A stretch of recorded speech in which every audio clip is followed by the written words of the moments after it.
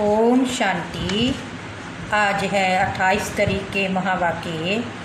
आज बाबा बोले, मीठे बच्चे, जितना समय मिले एकांत में जाकर याद की यात्रा करो। जब तुम मंजिल पर पहुंच जाएंगे तब ये यात्रा पूरी हो जाएगी। आज का प्रश्न है, संगम पर बाप अपने बच्चों में कौन सा ऐसा गुण भर देते हैं जो आधा कल्प तक चलता रहता है? उत्तर है, बाप कहते, जैसे मैं अति स्वीट हूँ ऐसे बच्चों को भी स्वीट बना देता हूँ। देवताएं बहुत स्वीट हैं। तुम बच्चे अभी स्वीट बनने का पुरुषार्थ कर रहे हो। जो बहुतों का कल्याण करते हैं, जिनमें कोई शैतानी ख्यालात नहीं है, वही स्वीट है। उन्हें ही ऊंच पद प्राप्त होता है, उनकी ही फिर पूजा होती है। ओम शांति। बाप बैठ समझाते हैं, इस शरीर का मालिक है आत्मा। ये पहले समझना चाहिए, क्योंकि अभी बच्चों को ज्ञान मिला है। पहले तो समझना है हम आत्मा है। शरीर से आत्मा काम लेती है, पाठ बजाती है।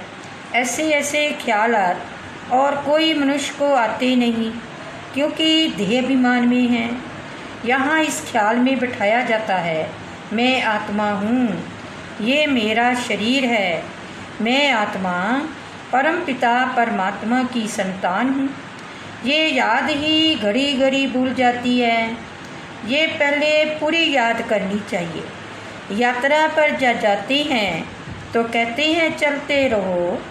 तुमको भी याद की यात्रा पर चलते रहना है, यानी याद करना है। याद नहीं करते गोया यात्रा पर नहीं चलते। देह अभिमान आता है। देह अभिमान से कुछ न कुछ विकर्म बन जाता है। ऐसे भी नहीं, मनुष्य सदैव विकर्म करते हैं, फिर भी कमाई तो बंद हो जाती है ना।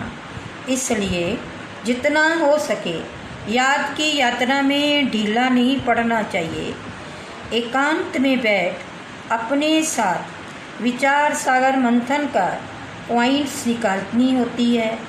कितना समय बाबा की याद में रहते हैं, मीठी चीज़ की याद पड़ती है ना। बच्चों को समझाया है, इस समय सभी मनुष्य मात्र एक दो को नुकसान ही पहुंचाते हैं। सिर्फ टीचर की महिमा बाबा करते हैं। उनमें कोई टीचर खराब होते हैं, नहीं तो टीचर माना टीच करने वाला, मैनर्स सिखलाने वाला।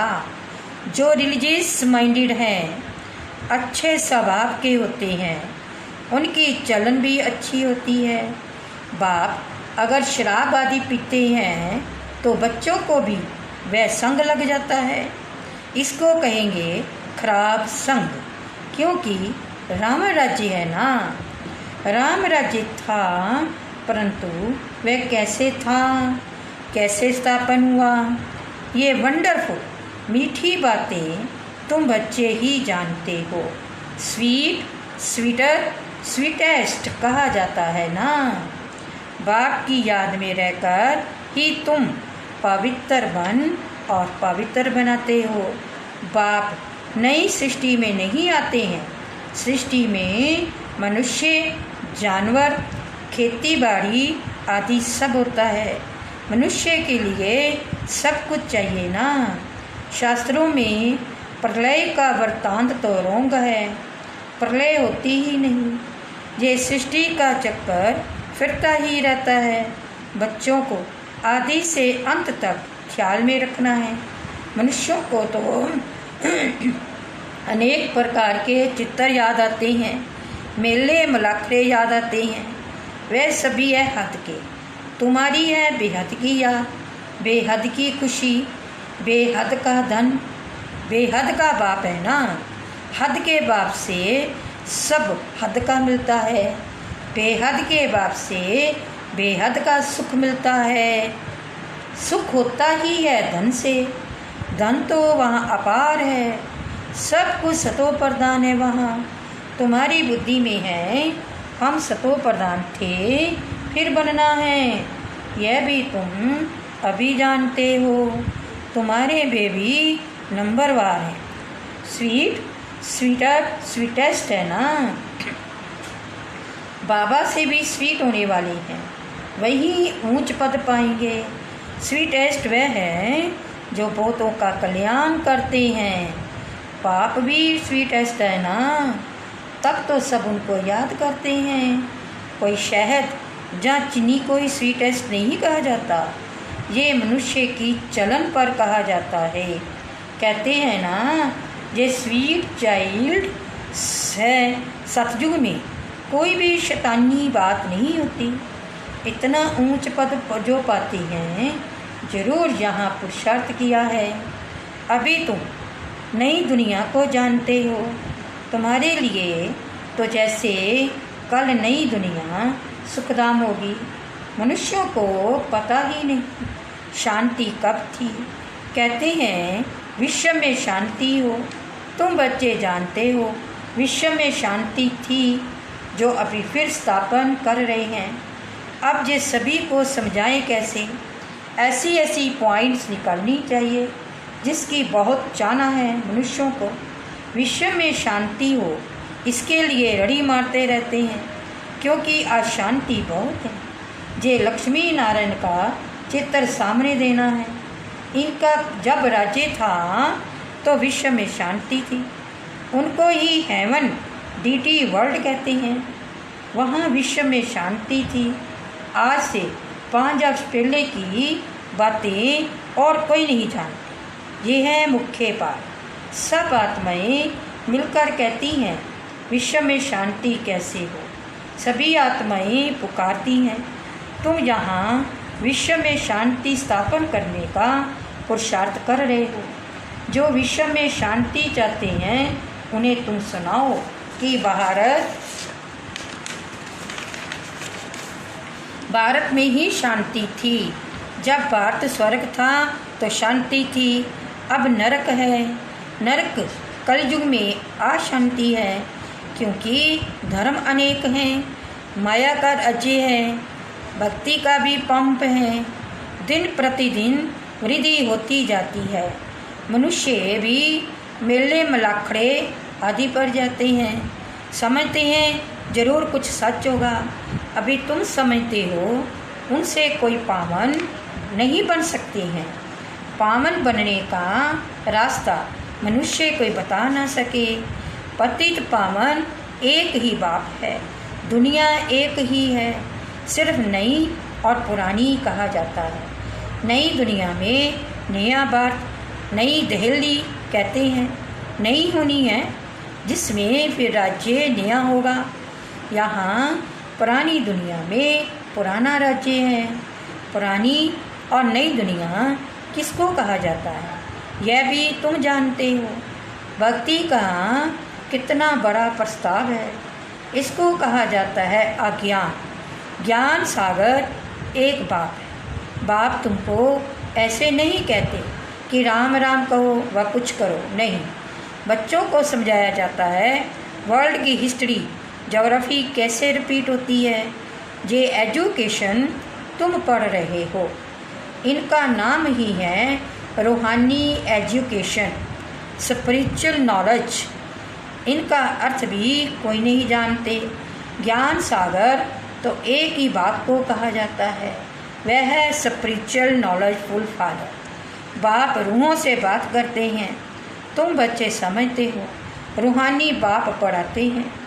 ये है स्पिरिचुअल नॉलेज। रूहानी नॉलेज को ही स्पिरिचुअल नॉलेज कहा जाता है। तुम बच्चे जानते हो परम पिता परमात्मा बिंदी है, वह हमको पढ़ाते हैं। हम आत्माएं पढ़ रही हैं, ये भूलना नहीं चाहिए। हम आत्मा को जो नॉलेज मिलती है फिर हम दूसरी आत्माओं को देते हैं। ये याद तब ठहरेगी जब अपने को आत्मा समझ बाप की याद में रहेंगे। याद में बहुत कच्चे हैं, वह चट देहाभिमान आ जाता है। देहाभिमानी बनने की प्रैक्टिस करनी है। हम आत्मा इनको सौदा देते हैं, हम आत्मा व्यापार करते हैं। अपने को आत्मा समझ बाप को याद करने में ही फ़ायदा है। आत्मा को ज्ञान है हम यात्रा पर हैं, कर्म तो करना ही है। बच्चों आदि को भी संभालना है, धंधा दौरी भी करना है। धंधे आदि में रह याद रहे हम आत्मा हैं, ये बड़ा मुश्किल है। बाप कहते हैं कोई भी उल्टा काम कभी नहीं करना। सबसे बड़ा पाप है विकार का, वही बड़ा तंग करने वाला है। अभी तुम बच्चे पावन बनने की प्रतिज्ञा करते हो, उसका ही यादगार ये राखी बंधन है। आगे तो पाई पैसे की राखी मिलती थी, ब्राह्मण लोग जाकर राखी बांधते थे। आजकल तो राखी भी कितनी फैशनेबल बनाते हैं। वास्तव में है अभी की बात।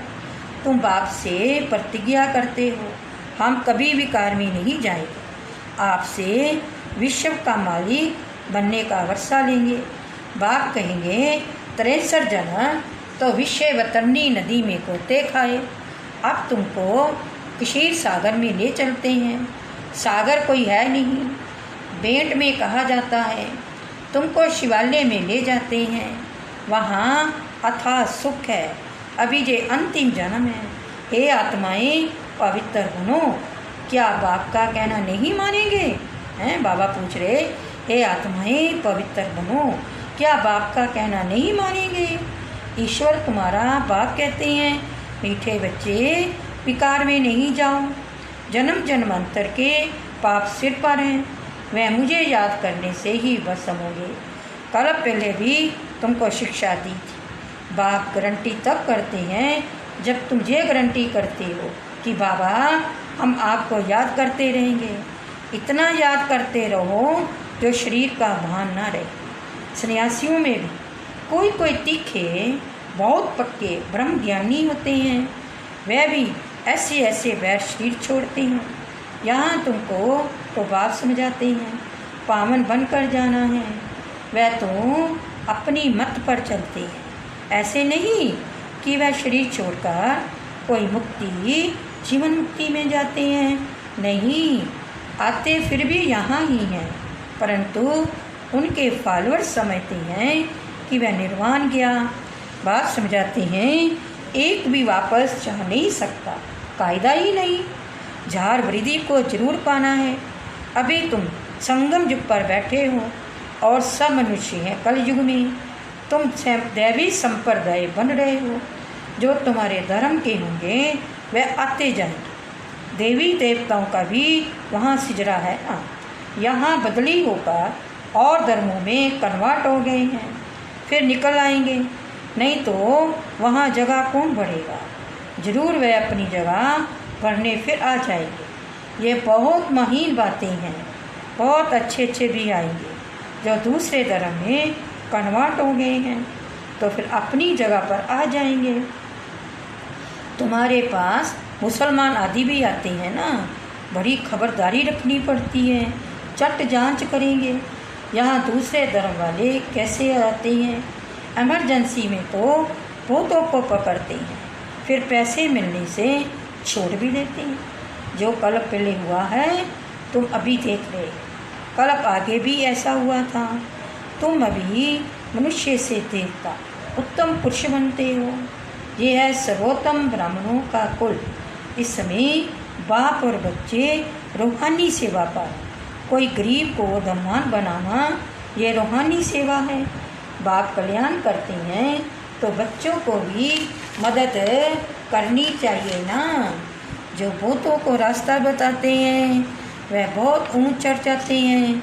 तुम बच्चों को पुरुषार्थ करना है, लेकिन चिंता नहीं, क्योंकि तुम्हारी रिस्पॉन्सिबिलिटी बाप के ऊपर है। पुरुषार्थ जोर से कराया जाता है, फिर जो फल निकलता है समझा जाता है। कल पहले मिसल बाप बच्चों को कहते हैं, बच्चे फिक्र मत करो, सेवा में मेहनत करो, नहीं बनते तो क्या करेंगे? इस कुल का ही नहीं होगा तो तुम बल कितना भी माथा मारो, कोई कम तुम्हारा माथा खपाएंगे, कोई जास्ती।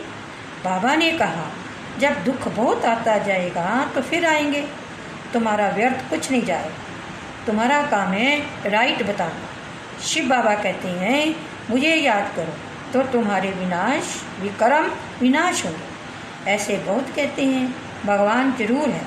महाभारत लड़ाई के समय भगवान था, सिर्फ कौन सा भगवान था उसमें मूंझ गए हैं। कृष्ण तो हो ना सके, कृष्ण उसी फीचर से फिर सतयुग भी होगा। हर जन्म में फीचर्स बदलते जाते हैं। सृष्टि अब बदल रही है, पुराने को नया अब भगवान कैसे बनाते हैं वह भी कोई नहीं जानता।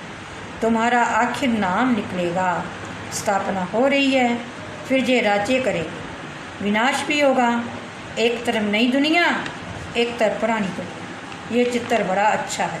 कहते भी हैं, ब्रह्मा द्वारा स्थापना, शंकर द्वारा विनाश, विष्णु द्वारा पालना, परंतु समझते कुछ नहीं। मुख्य चित्र है त्रिमूर्ति का। ऊँचे ऊँचा शिव बाबा, तुम जानते हो शिव बाबा ब्रह्मा द्वारा हमको याद की यात्रा सिखला रहे हैं। बाबा को याद करो। योग अक्षर डिफ़िकल्ट लगता है, याद अक्षर बहुत सहज है। बाबा अक्षर बहुत लवली है, तुमको खुद ही लज्जा आएगी। हम आत्माएं बाप को याद नहीं कर सकती हैं, जिनसे विश्व की बादशाही मिलती है। आपे ही लज्जा आएगी। बाप भी कहेंगे, तुम तो बेसमझ हो, बाप को याद नहीं कर सकते हो तो वर्षा कैसे पाएंगे, विक्रम विनाश कैसे होंगे। तुम आत्मा हो, मैं तुम्हारा परम पिता परमात्मा अविनाशी हूँ ना। तुम चाहते हो हम पावन बन सुखधाम में जाएं, तो श्रीमत पर चलो। मुझ बात को याद करो तो विक्रम विनाश होंगे, याद नहीं करेंगे तो विक्रम विनाश कैसे होंगे। अच्छा, मीठे मीठे सिक्के लद्दे बच्चों प्रति माता पिता बाप दादा का याद प्यार और गुड मॉर्निंग। हम रूहानी बाप की रूहानी बच्चों को नमस्ते। हम बच्चों की रूहानी बाप को याद प्यार और गुड मॉर्निंग और नमस्ते जी।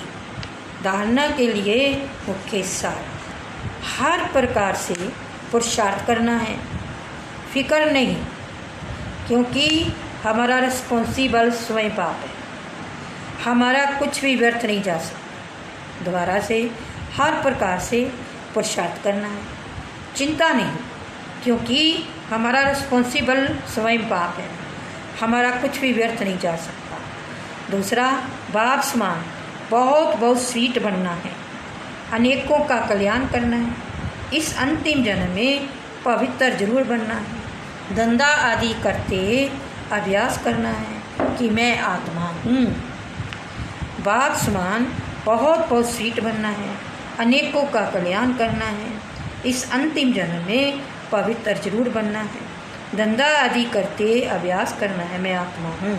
वर्तमान है, हर कदम में पद्मों की कमाई जमा करने वाले सर्व खजानों से संपन्न व तृप्त आत्मा भव।